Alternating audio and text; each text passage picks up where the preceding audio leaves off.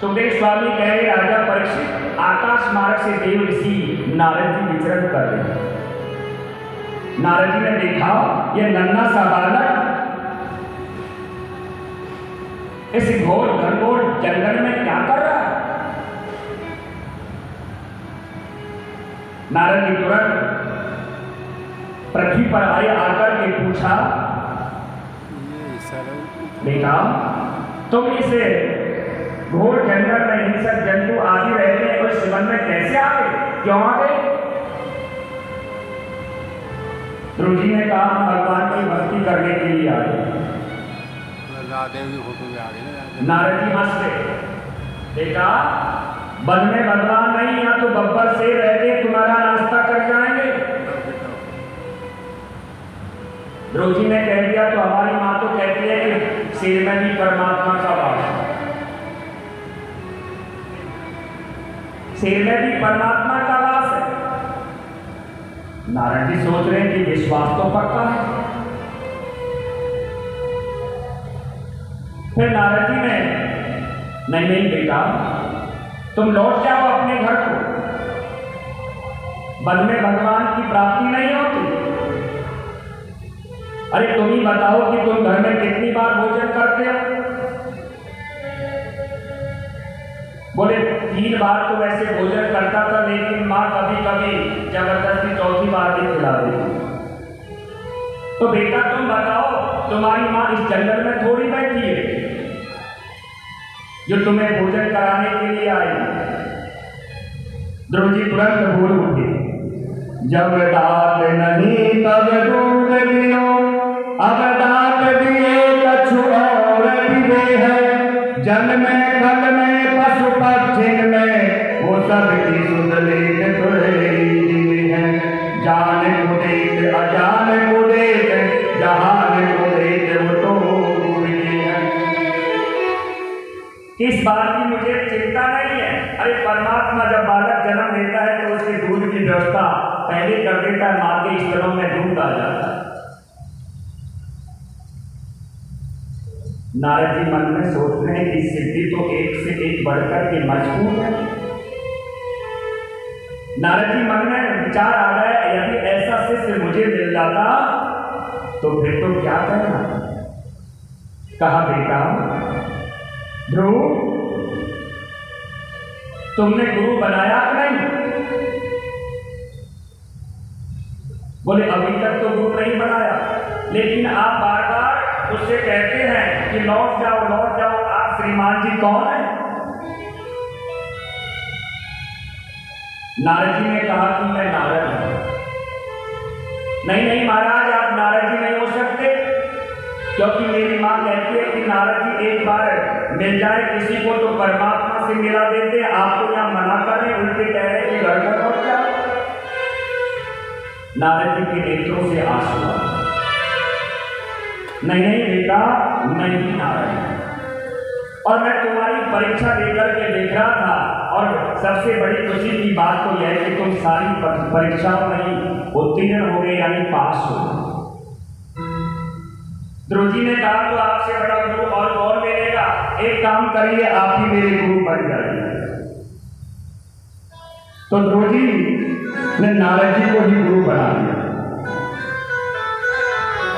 और नारद जी ध्रुव जी को 12 अक्षर मंत्र देकर के ओम नमो भगवते वासुदेवाय देकर के और चले ने कहा बेटा तुम जाकर के वृंदावन में जाकर के यमुना जी में स्नान करना, और जाकर के एक पैर से खड़े होकर के भगवान का भजन करना। पहले आसन को जीतना, फिर भूख प्यास आदि को जीतना, और मन में भगवान से प्रार्थना करें, हे गोविंद ये नन्हा सा बालक, और यदि आपने मिलने में देरी लगा दी तो तुम्हारे प्रति इन लोगों का विश्वास उठ जाएगा।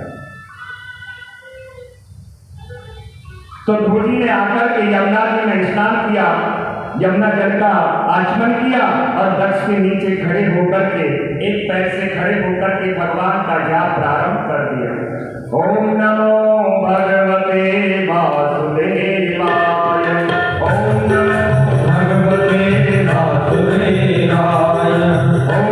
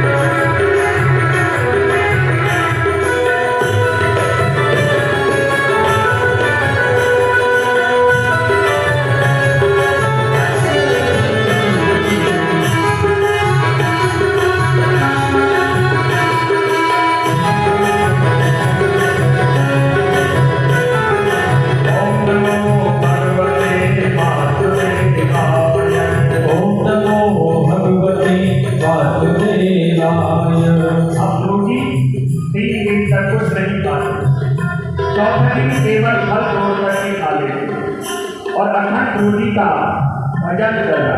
ओम नमो भगवते वासुदेवाय, ओम नमो भगवते वासुदेवाय, ओम नमो भगवते वासुदेवाय, ओम नमो भगवते वासुदेवाय, वासुदेवाय रामचंद्राय,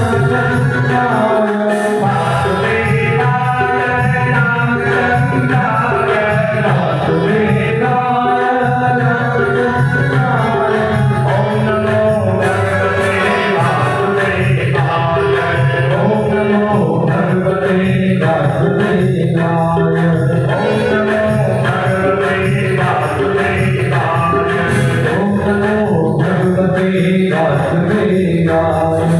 भजन करते करते रोटी को 3 महीने बन गई। अब रोटी 6 दिन तक कुछ नहीं खाते, 7वें दिन केवल जल पी करके रह जाते और अखंड भजन करना।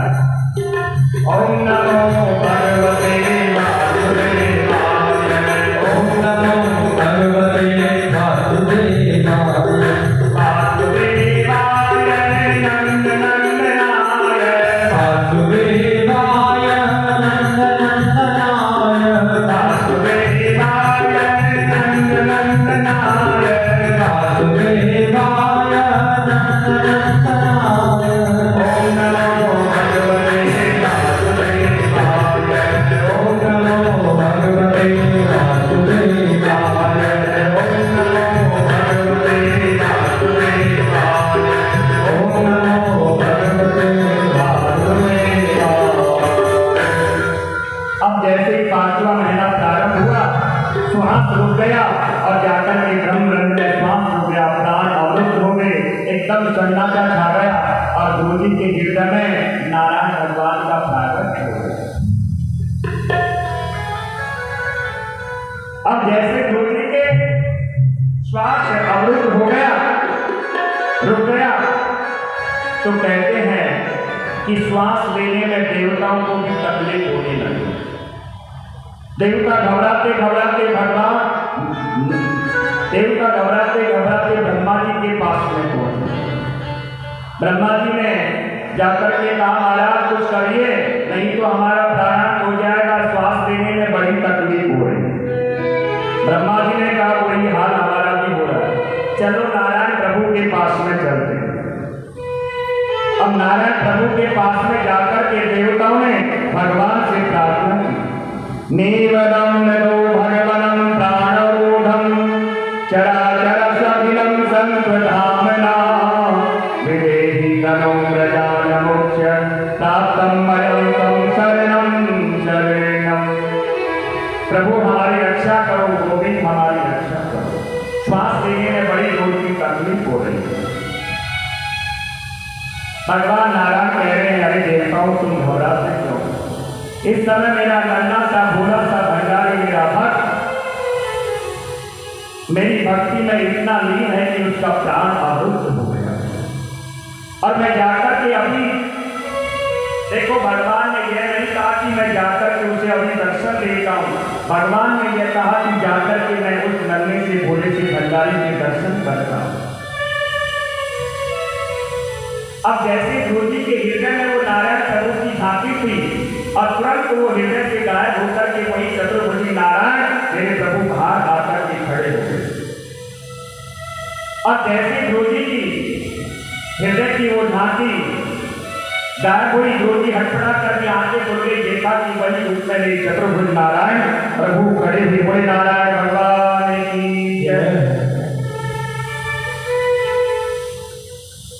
अब मेरे प्रभु ध्रुव जी को देख रहे और ध्रुव जी नारायण प्रभु को देख रहे।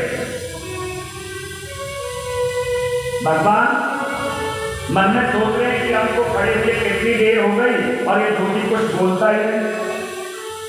तो भगवान ध्रुव जी को देख करके मुस्कुरा गए। अब जब भगवान नारायण मुस्कुराए तो ध्रुव जी भी भगवान को देख करके मुस्कुरा गए। क्या मुस्कुराए? ध्रुव जी कह रहे हैं कि हमसे कुछ मांगना ही नहीं आता, नहीं आपकी स्तुति करना आता, हम क्या करें? इन दोनों की हंसी को देख करके सुखदेव जी को हंसी आ गई और सुखदेव जी की हंसी को देख करके जितने भी श्रोतागण हैं वो सब हंसे। आकाश मार्ग में खड़े हुए देवता हंसने लगे। अब ये हंस क्यों रहे? बोले भगवान तो इसलिए हंस रहे हैं कि देखो तो सही है, नन्हे से बोले से भंडारी को हम इनके सामने कितनी देर से खड़े कुछ बोलते हैं। द्रौपदी इसलिए हंस रहे हैं कि हमको कुछ बोलना आता नहीं। सुखदेव जी इसलिए हंस रहे हैं कि कैसा सुंदर अवसर है, देखो तो सही साक्षात पूर्ण ब्रह्म ईश्वर एक नन्हे से छोटे से बालक के सामने खड़े। अरे बड़े बड़े तपस्वी मनुष्य मर गए लेके बोले वो भी गोविंद को नहीं पा सकते। श्रोता इसलिए हंसे कि देखो तो सही हमको कितना सुंदर वक्ता मिला है, जिसके माध्यम से आज भक्त और भगवान दोनों का दर्शन करा दिया। देवता आकाश मार्ग में खड़े हुए इसलिए हंस रहे कि ये द्रौपदी कुछ मांगते नहीं, अरे हमारे सामने भगवान प्रसन्न होते मांगने के लिए कहते तो बोले पहले ही लिस्ट बना ली। तो भगवान ने मेरे नारायण प्रभु ने क्या किया कि द्रौपदी के गाल से शंख छुआ दिया। सत्वं विपक्षं ददं हरिजातं सर्वस्वं च हृदयवस्थिता कृताञ्जलि ब्रह्मणि निकम्पुना परस्परं पादं कृपया कपूरे। कपूरे कहते हैं दालों को। और जैसे ही भगवान ने अपना शंख द्रौपदी के गाल से छुआया, कहते हैं कि समस्त वेद वेदांत का ज्ञान आकर के द्रौपदी के हृदय में प्रकट हो गया। और द्रौपदी भगवान की स्तुति करे। योगंतं प्रविशमनवाचमिमं प्रसुप्तं सञ्जीवलशक्तिधरं स्वधाम्नाम् अन्यासहस्रचरणं प्रवादिनं प्राणानमो भगवते पुरुषाय तुभ्यम्। द्रौपदी कहते भगवान आपने कितनी बड़ी कृपा कर दी कि मेरी सोई हुई वाणी को आज आपने जगा दिया। मैं आपके चरणों में बार बार वंदना करता हूँ। जिनकी सोई हुई वाणी रहती है और आप करें तो वो जग सकती है, आपकी कृपा की बिगड़ नहीं जग सकती, क्योंकि परमात्मा ही जब कृपा करता है जब भी हम परमात्मा को जान पाते हैं।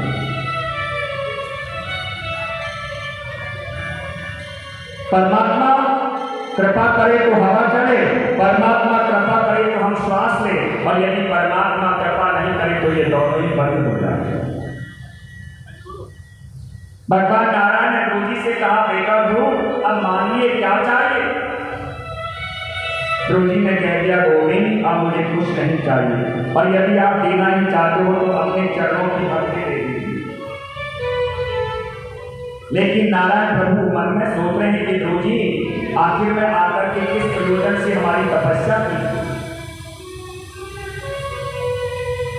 द्रौपदी से भगवान नारायण ने कहा देखो ध्रुव पहले तुम राज प्रशासन का शुभ हो, और उसके बाद में तुम हमारी तपस्या करना, क्योंकि भक्तों चरणों की भक्ति द्रौपदी को भगवान ने दी।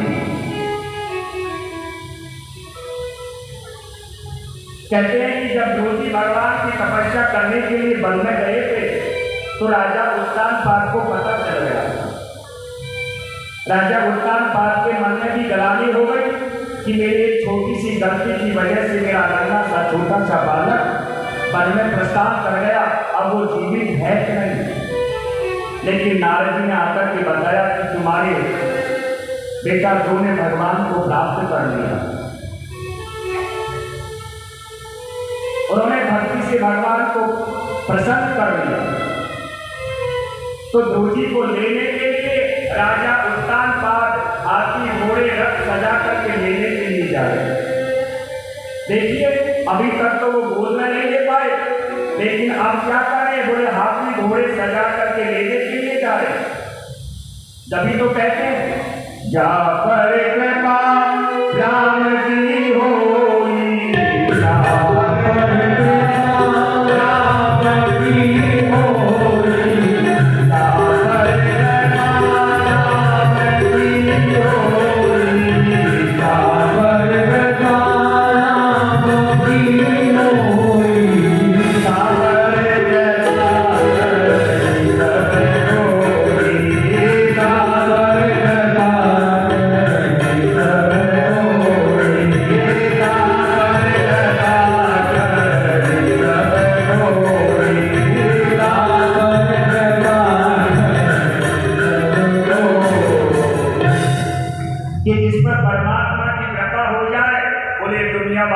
तो वैसे ही कृपा हो जाए।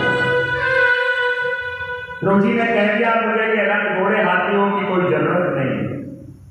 अब ध्रुव जी जैसे ही महल में प्रवेश किया और महल में प्रवेश करते ही देखिए ध्रुव जी ने प्रथम प्रणाम जाकर के किसके चरणों में किया?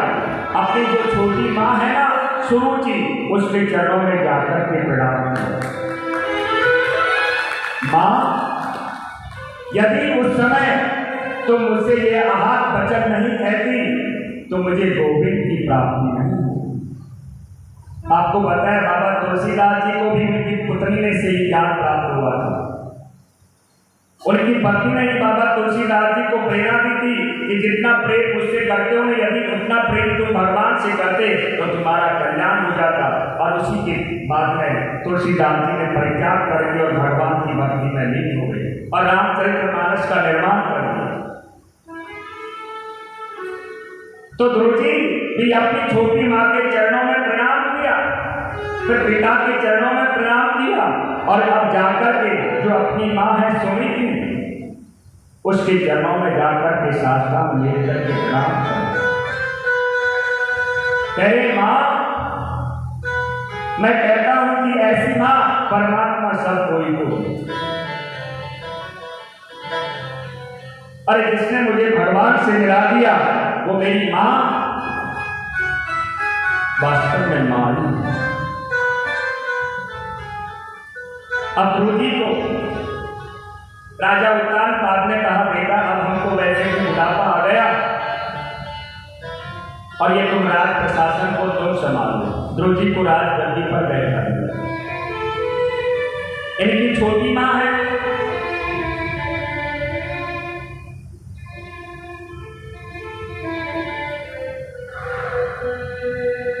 उनके छोटी माँ से एक पुत्र उत्पन्न है, उसका नाम है उत्तम।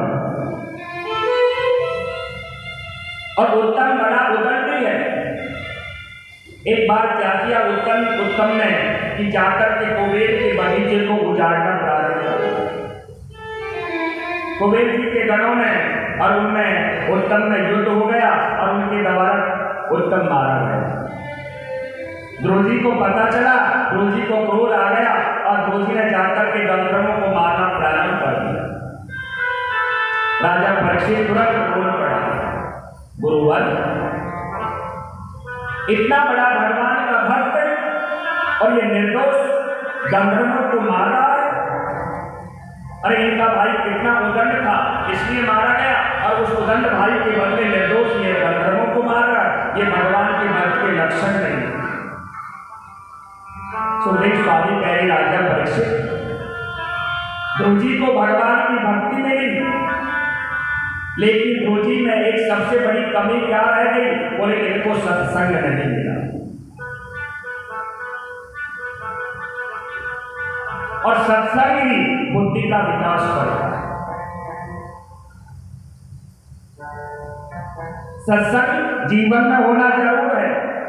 बिन सत्संग विवेकन होई, राम कृपा बिन सुरवन सोई। यानी विवेक जब उत्पन्न होगा जब संग मिलेगा। और ध्रुव जी की यही गलती यहां हुई कि ध्रुव जी को संग नहीं है। ध्रुव जी के बाबा पर बाबा जो स्वयं मनु है आकर के ध्रुव जी को समझाया, अरे बेटा ये भगवान का भक्त के कार्य नहीं जो निरपराध यक्षों को मारे। तो ध्रुव जी वापस लौट करके आ गए।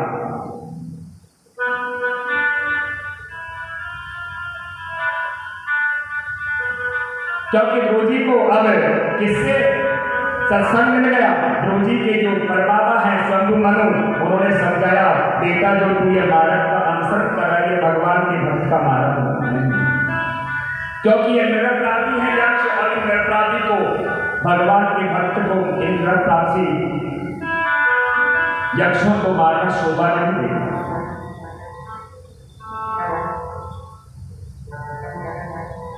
और तुम तो वैसे ही भगवान के भक्त हो, और भगवान के भक्त या संत के हृदय तो कैसा होना चाहिए? संत हृदय नवनीत समान, संत हृदय नवनीत समान।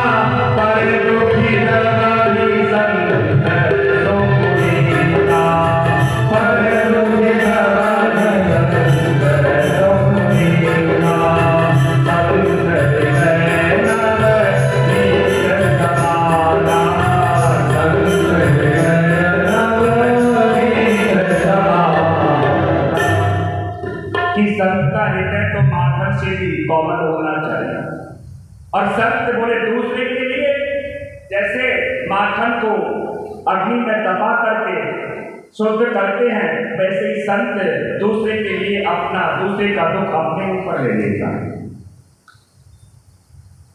तो ध्रुव जी ने ज्ञान हो गया, प्रशासन संभाला और कहते हैं कि ध्रुव जी ने अपने पुत्र को राजगद्दी पर बैठा। अब ध्रुव जी को जैसे समय आया तो भगवान का विमान ध्रुव जी को लेने के लिए आ गया। भगवान के दोनों पार्षद है, भगवान का विमान है। ध्रुव जी से कहा आइए और इस आसन पर विराज जाइए। अब जैसे ध्रुव जी विमान पर जाना चाहा, इतने में एक देवी आकर के प्रकट हो गई, बीच में आकर खड़ी हो गई। कहाँ चले जा रहे उस विमान की? बोले आपको दिखाई नहीं दे रहा, हम विमान पर बैठने के लिए जा रहे, वैकुंठ लोक में जा रहे। तो वो देवी कोई और नहीं है, उसका नाम है मृत्यु देवी। इस पृथ्वी लोक की देवी है मृत्यु देवी। जो भी यहाँ पैदा होता है और उसको मरना जरूर होता है। तो मृत्यु देवी ने कह दिया कि पहले हमें अपनाना पड़ेगा, फिर आप विमान पर बैठेंगे। ध्रुव जी ने कहा ठीक है, एक काम करिए। बोले आप थोड़ा झुकिए, थोड़े झुको तो सही। आप तो बिल्कुल सीना ताड़ करके खड़ी वाले, कोई थोड़ा बहुत झुकोगे तभी तो हम अपनाएंगे। अब जैसे मृत्यु देवी झुकी, ध्रुव जी ने क्या किया, एक चरण मृत्यु देवी के ऊपर रखा और दूसरा चरण विमान पर रख दिया।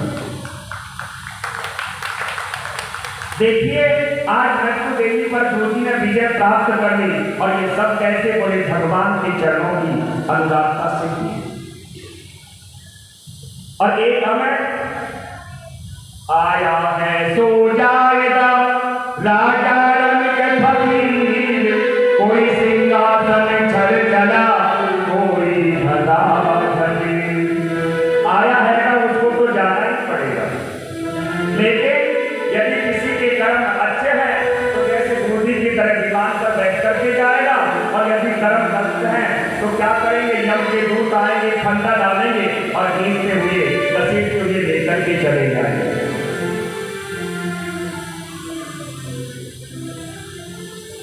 तो ध्रुव जी ने मृत्यु देवी पर विजय प्राप्त कर ली।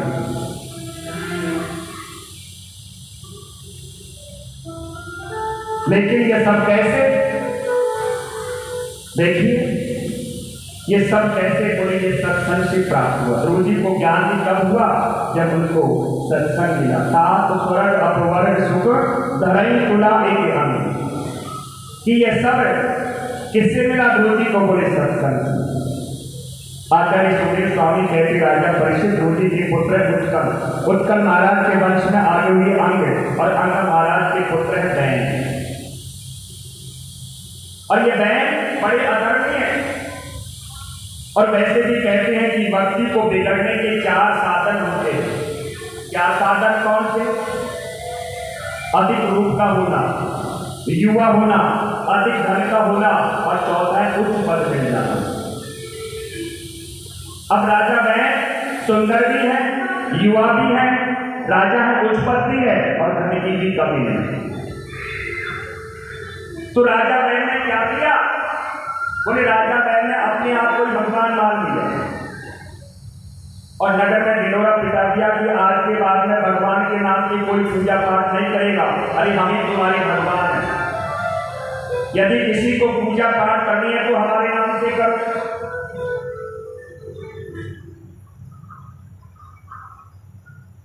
कुछ ब्राह्मणों ने, संतों ने आकर के समझाना चाहा, लेकिन राजा बैन नहीं माना। और राजा बैन नहीं माना तो आज इसको संत समझाने के लिए आए। लेकिन हमारे शास्त्र क्या कहते हैं? जो ब्राह्मण और गाय की और संतों की जो नहीं मानता, बोले उसका विनाश जरूर हो जाता है। यदा देवेषु देवेषु गोषु विप्रेषु साधुषु धर्मं बलं विदेश आधारयति।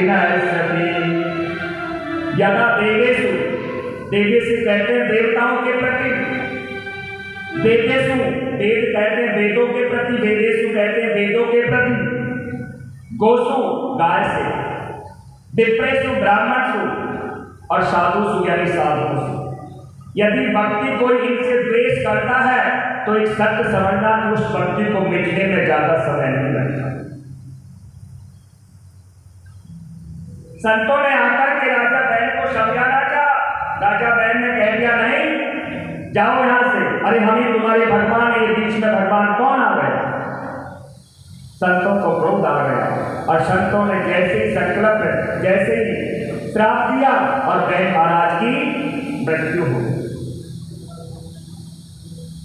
अब मृत्यु हो गई बैल की तो इसके शरीर को सुरक्षित रख दिया औषधियों से लेपन करके। इधर क्या हुआ, जब राज में कोई राजा नहीं है तो चोर डाकुओं का बोला बाला ज्यादा हो गया। संतों ने सोचा कि बिगड़ राजा के बिगड़ तो यह समाज नहीं सह सकता, तो संतों ने आकर के क्या किया कि राजा बैल के शरीर का मंथन किया और मंथन किया तो एक काला करूं का पुरुष निकला। प्रथम बार उसे कह दिया निषाद बैठ जाओ, और ये निषाद नाम की जो जाति है वहीं से उत्पन्न हुई। फिर मंथन किया तो अब की बार प्रभु और अर्ची, ये भी भगवान के नारायण के अंश अवतार है। प्रभु और अर्ची दोनों प्रकट हो गए। अब राजा प्रभु राज प्रशासन को संभाल लिया, लेकिन इनके पिता जो बहन है ना, उन्होंने इतना अधर्म किया, इतना अधर्म किया कि पृथ्वी देवी पर यदि कोई बीज डालता है, बोता है, तो जितना बीज डालते उतना भी पैदा नहीं होता, अकाल पड़ गया। जब चारों ओर अकाल पड़ा तो राजा प्रथु ने सोचा कि मेरी प्रजा तो मर जाएगी, तो राजा प्रथु ने धनुष बाण लेकर के और आज पृथ्वी देवी को ही मारने के लिए दौड़ पड़ी कि जितना हम बोलते हैं उतना भी नहीं देती। पृथ्वी देवी ने क्या सोचा कि राजा पृथ्वी मुझे मार देगा, इसलिए पृथ्वी देवी ने क्या किया, गाय का रूप धारण कर दिया कि गाय को राजा नहीं मार सकता। राजा पृथ्वी ने कहा कि आज आप कोई भी रूप धारण करो, हम आपको नहीं छोड़ेंगे। तो राजा पृथ्वी को पृथ्वी रूपी गाय समझा रही कि इसमें मेरा क्या दोष है? अरे तुम्हारे पिता ने जो पाप कर्म किए उसी का तो यह फल है। अहं देवेश्वरं दर्शितं कर्मणा जायते जन्तु कर्मणं विलीयते समदुःखं भयं क्षेमं कर्माभिवर्तते। कर्मणा जायते जन्तु यानी कर्म से ही व्यक्ति जंतु के समान हो जाता है, पशु के समान। आपने देखा होगा, एक बात और सत्य सुनाता हूं आपको, कभी पशुओं को कोई सत्संग सुनाता है क्या? पशुओं को कोई सत्संग सुनाता है क्या? उनकी कोई सभा लगती है? नहीं, क्योंकि पशु अब भी, जो पशु शाकाहारी है वो शाकाहारी है, अभी सुन करके चला जाएगा। मनुष्य ऐसा है कि इनको बार बार सत्संग कराने की जरूरत पड़ती है कि ये सारी मान मर्यादाओं को भूल जाते हैं, सबका भक्षण कर जाते हैं। तो कर्मणा जायते जंतु कर्मणं विलीयते, बोले कर्म के अनुसार ही ये सारा फल है। तुम्हारे पिता ने जो कर्म किया, बोया पेड़ बबूल का आम का से, उसी का तो परिणाम है। राजा पृथ्वी कहे वो बात सब ठीक है, लेकिन हमारे होते हुए हम ये प्रजा को नहीं मारने देंगे। तो पृथ्वी देवी जो गाय के रूप में बनी हुई है उसका दोहन किया और सारी औषधियां अनाज आदि सब उत्पन्न हो गए और चारों ओर कुछ आदि खा गए। और राजा पृथ्वी बड़ा धर्मात्मा राजा है। अब ये यज्ञ करते चले जा रहे और इन्होंने एक संकल्प ले लिया। क्या संकल्प लिया? कि हम 100 यज्ञ पूरा करेंगे। जब 99वां यज्ञ चल रहा था तो इंद्र भी घबरा गए। इंद्र घबरा गए क्योंकि यदि कोई व्यक्ति यदि 100 यज्ञ यज्ञ कर लेता है तो फिर 100 यज्ञ करने के बाद में वो इंद्र बन जाता है, स्वर्ग का राजा बन जाता है। इंद्र घबरा गया कि 99 चल रहा है, पूरा हो गया तो हमारा तो इंद्रासन गया। तो इंद्र ने क्या किया, जो जगत का घोड़ा है वो चुरा करके ले गया। राजा पृथु को पता चल गया, अच्छा तो ये काम इंद्र ने किया, 99 यज्ञ करके ही छोड़ दिए। भगवान नारायण प्रसन्न हो गए, राजा पृथु से कहा, राजा मांगिए। राजा पृथु ने कहा, प्रभु मैं क्या मांगू, मुझे कुछ नहीं चाहिए।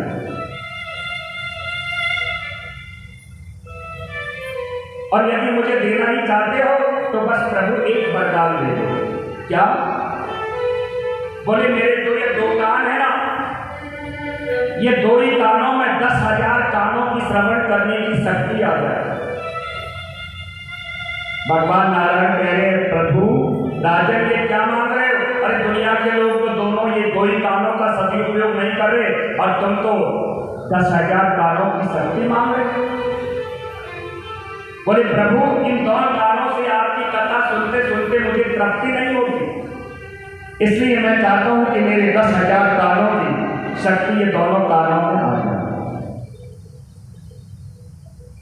तो वरदान देकर कि प्रभु वहां से अंतर्ध्यान हो जाते। इंद्र ने जब पता चला तो इंद्र के मन में ग्लानि हो गई। तो इंद्र ने क्या किया, अपनी पुत्री का विवाह राजा पृथ्वी के साथ में कर दिया और राजा पृथ्वी को एक विद्या सिखाई, उसका नाम अंतर्ध्यान विद्या। तो एक नाम इनका अंतर्ध्यान ही पड़ गया।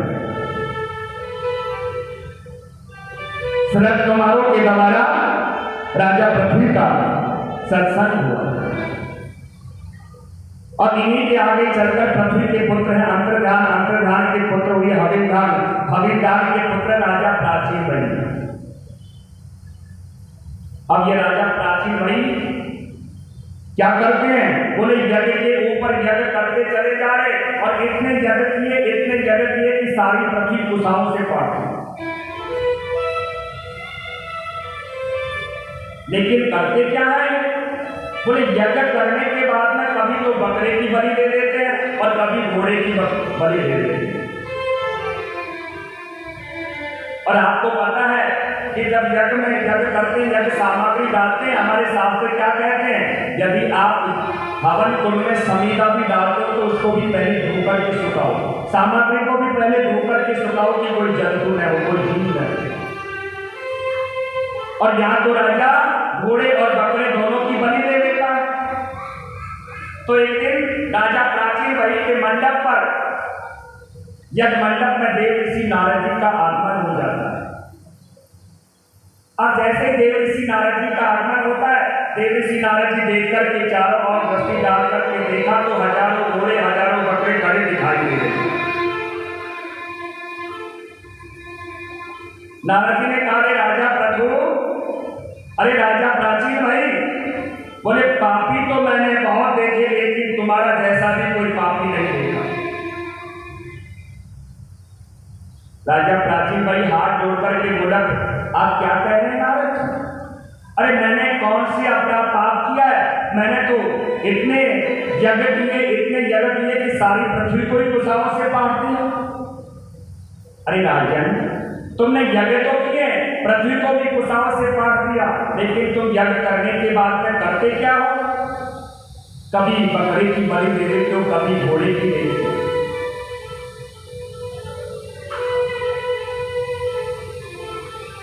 बोले महाराज मैंने कौन सा पाप किया? अरे हमारे वेदों में लिखा है वही तो मैंने किया।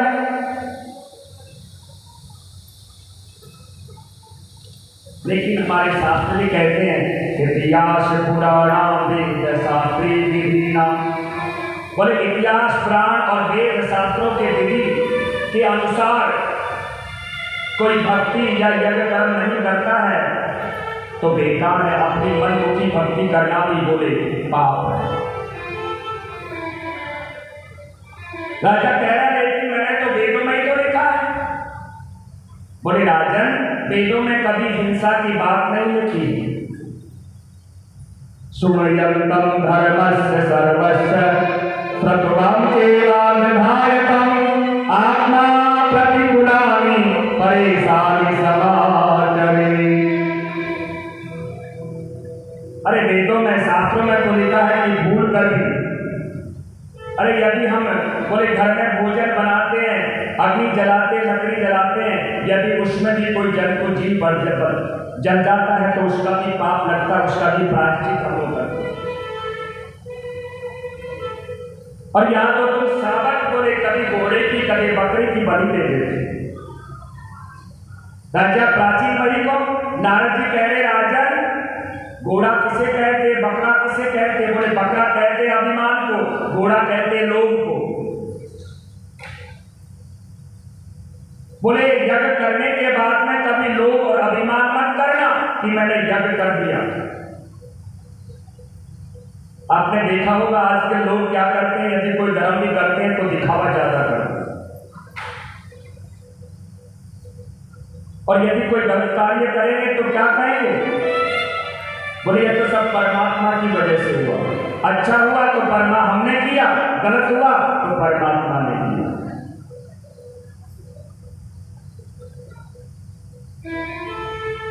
तो राजा प्राचीन भाई को नारद जी ने एक बोले राजन, वेदों में लिखा है कि कदम पशु आवले, आवले का मतलब छूना भी होता है और आवले का अर्थ मारना भी होता है।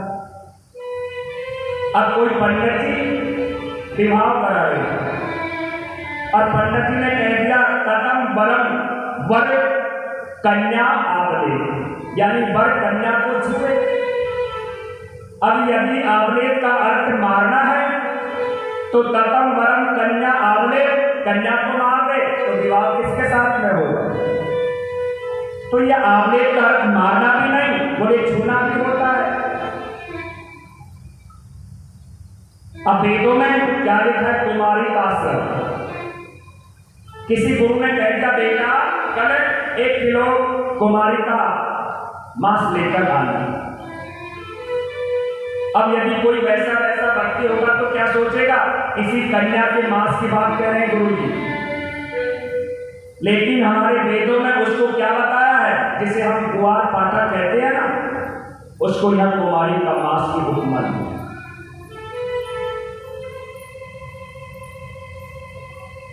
उसको कुमारी का स्रव बोलते। तो समझदार भक्ति तुरंत समझ जाएगा, लेकिन वैसा भक्ति क्या सोचेगा, यह तो हिंसा की बात नहीं। कहते हैं कि एक बहुत बड़े जमींदार, और वो जमींदार को क्या आदत है, बोले जैसे ही बोले चावल बनाते हैं ना घर में, तो गरम गरम जो चावलों से मान निकलता है उसको पीने की आदत है। तो एक दिन क्या हुआ, कुछ लोग बाहर के लोग, गांव के लोग बाहर के, दूसरे गांव के लोग आकर के उस जमींदार के पास में बैठे हुए। अब जमींदार की पत्नी ने चावल बनाए, वो मान निकाल दिया और लकड़ी के बर्तन में रख दिया, उसको बोलते कठोती। पहले के जमाने में लकड़ी के बर्तन हुआ करते, उस कठोती में रख दिया, भर दिया।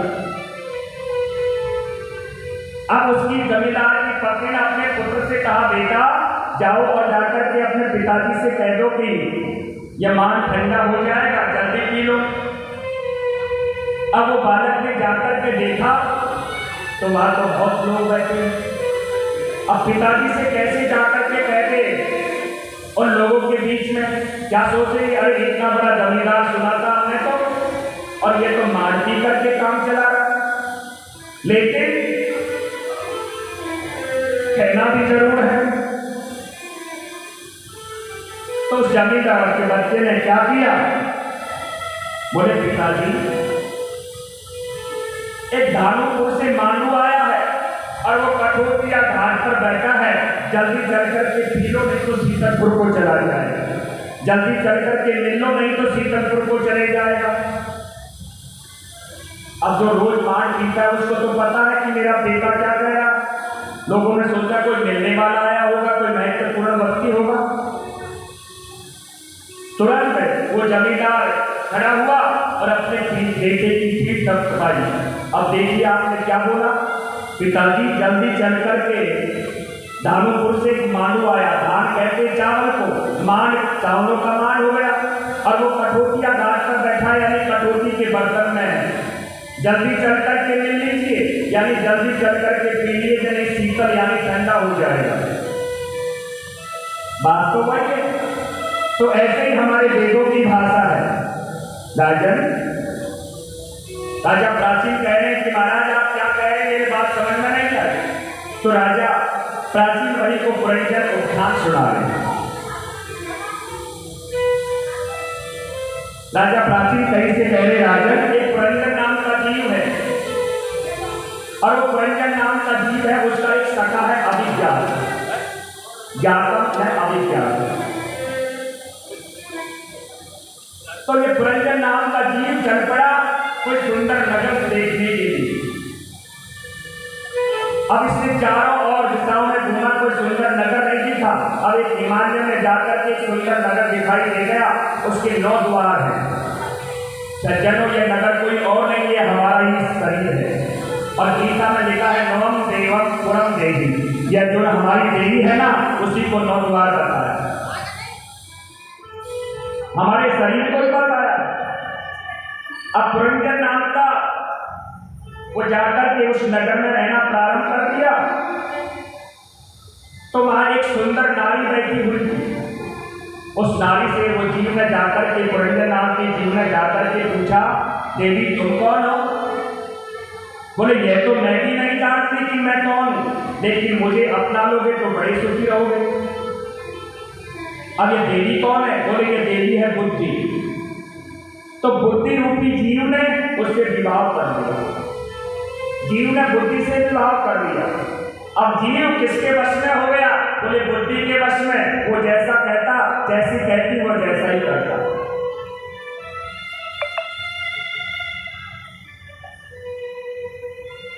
अब उसी के सामने चंद्रवेद नाम का राजा रहता है।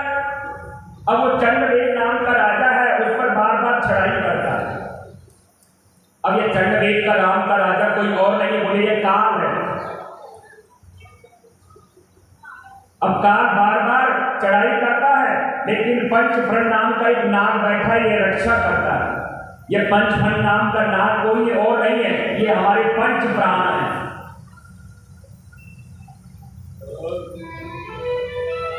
अब वो चंद्रवेद राजा ने कहा, चंद्रवेद राजा ने सोचा नगर बड़ा मजबूत है, ये तो लुटने नहीं दे रहा।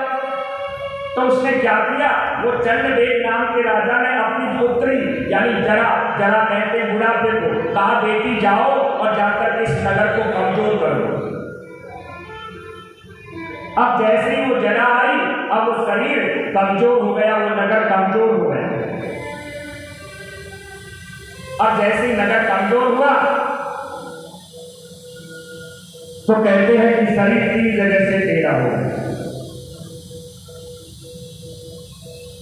अब उस नगर में रक्षा करने के लिए कितने लोग हैं? अब चंद्रवेद राजा के साथ में कितने लोग हैं?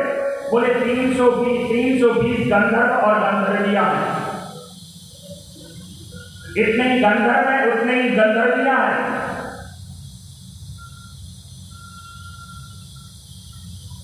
अब जैसे ही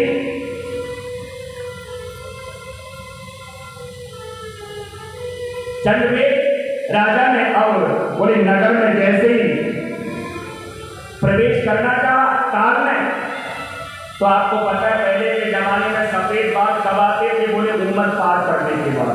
अब की नहीं कह रहा, अब तो आप देखो कि बालक के भी सफेद बाल हैं, छोटे से थे। तो मौत की पहली घंटी बजी कि बाल सफेद आ गए। यदि कोई गलत कार्य करते हैं तो लोग क्या कहते हैं, बाल सफेद आके भले आदमी तुझे शोभा देता है काम करते हुए। तो मौत की पहली घंटी बजी। दूसरी घंटी बोले दांत 32 दांत निकल करके बाहर आ गए। भगवान कहना चाहते थे, भले आदमी अब तो दलिया खा करके ही मेरा भजन कर ले, बड़े अटपटी चीजें बड़े पकवान खाए। लेकिन वो श्रीमान की जब भी नहीं मानता, क्या करता है, बड़ा सेट लगवा लेता है। अब मौत की तीसरी घंटी बजी, बोले कमर 3 जगह से टेढ़ी हो गई। भगवान ये बताना चाहते हैं, भले आदमी बड़े लोग दुनिया के सामने सीना तान करके चलता था, कम से कम अब तो झुकना तो सीख लो। बोले फिर भी नहीं माना। अब क्या बोले, अब तो क्या घंटी नहीं, अब तो घंटे का घंटा ही बजने वाला है। और जैसा आया और वैसा का वैसा ही चला गया।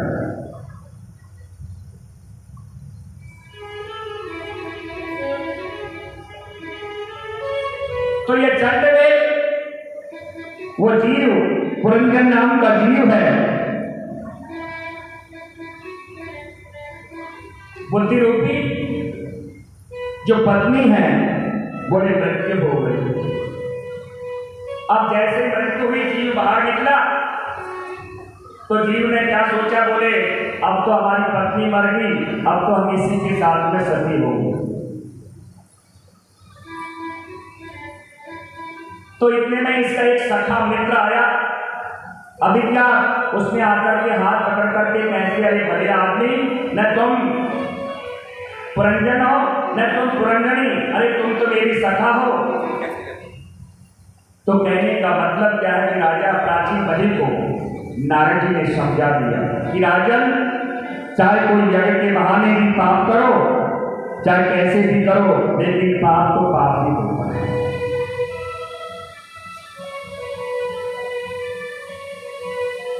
नारद जी कह रहे हैं कि जिस पुरंजन की मैं बात कह रहा हूं, प्राचीन वही तुम्हें कि यह संसार में जो पड़े हैं हमारे शरीर के लिए, जो हम अत्याचार करके बोले जीवों की हिंसा करके जीवों को मार करके खा जाते हैं, ऐसा नहीं करना चाहिए। तो नारद जी ने राजा प्राचीन मणि को समझा दिया।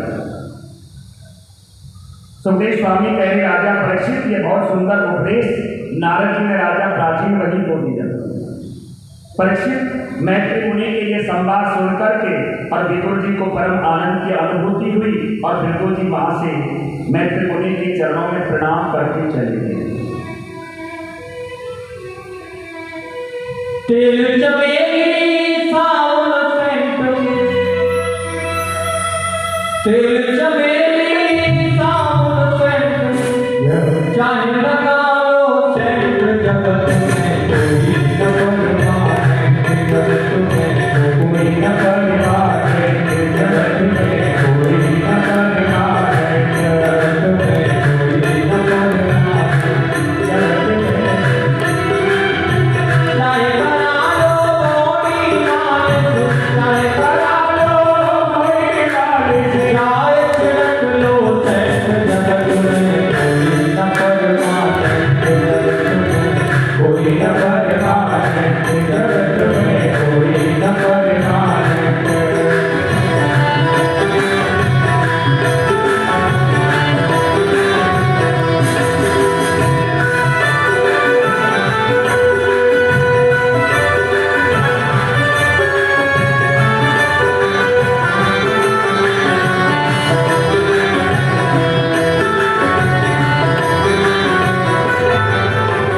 राष्ट्रपति हो कर्नल जनरल, राष्ट्रपति हो